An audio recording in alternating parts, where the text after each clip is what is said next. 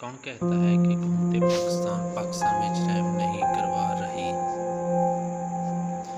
اگر آپ کو نہیں یقین تو پھر آپ ایسا کریں، 1000 ایسے لوگوں کو لیں جن کا پیشہ ہی جرائم کرنا ہے، منشیات فروش کرنا، ڈکیتی کرنا، چوری کرنا، زنا کرنا، قتل وغیرہ کرنا۔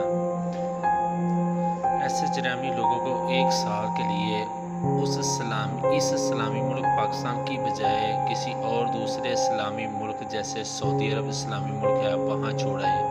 پھر دیکھیں کیا ان سارے لوگوں میں سے کوئی ایک بھی بندہ کوئی ایک بھی جرم کرتا ہے یا نہیں کرتا، جن کا پیشہ پاکستان میں جرائم کرنا ہی تھا۔